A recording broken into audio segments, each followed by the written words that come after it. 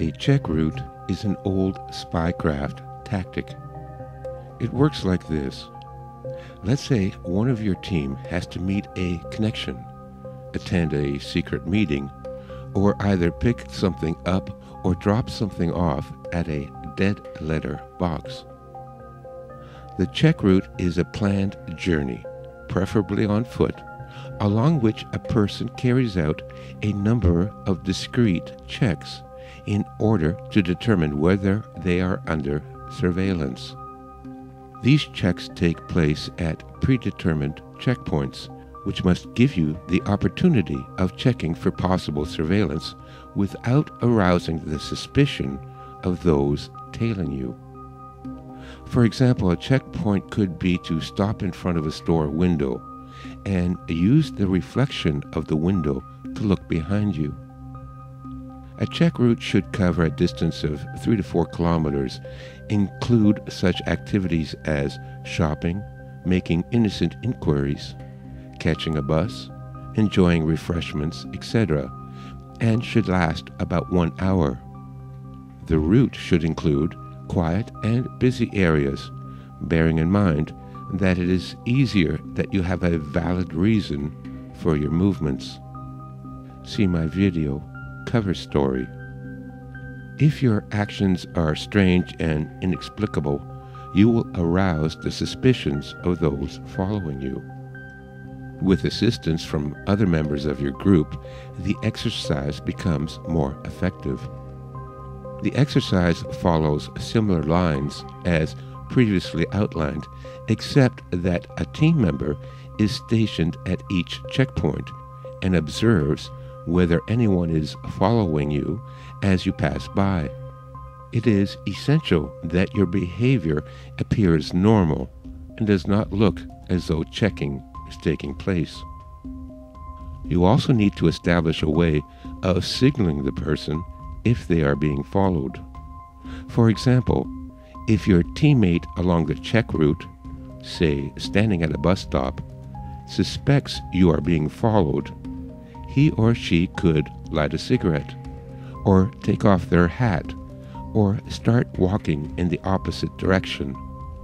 This would be the signal warning you to cancel the planned activity. If a meeting is canceled, then typically everyone meets up again a day or two later at a predetermined rendezvous location. In an age of drones and surveillance cameras, this may seem an old-fashioned and out-of-date tactic, but I believe it's still an effective precaution.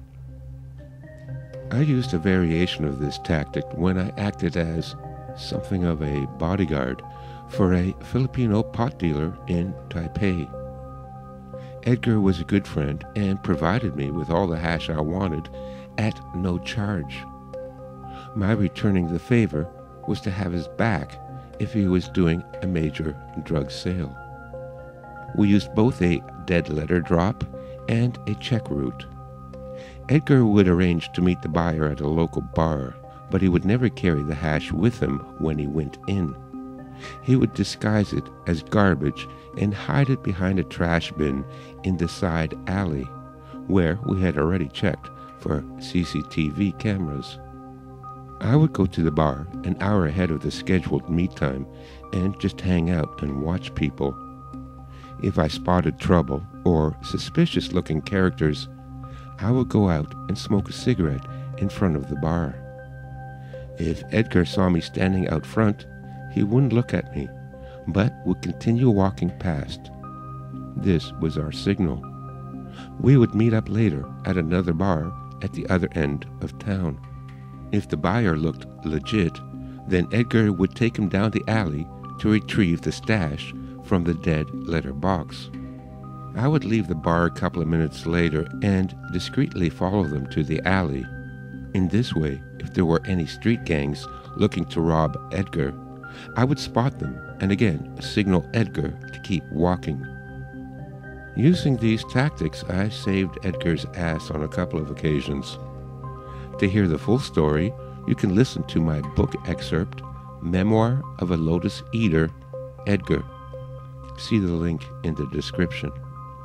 To recap, whenever you are undertaking some risky or illegal behaviors, and in today's world, almost everything you do is illegal, it's a good idea to have a couple of teammates, incognito, that appear to have no relation to you, stationed in the area where they can discreetly keep an eye on you. They can warn you of possible danger. They can create a distraction if you are confronted, or if you are attacked, they can surprise your assailant with an attack from behind.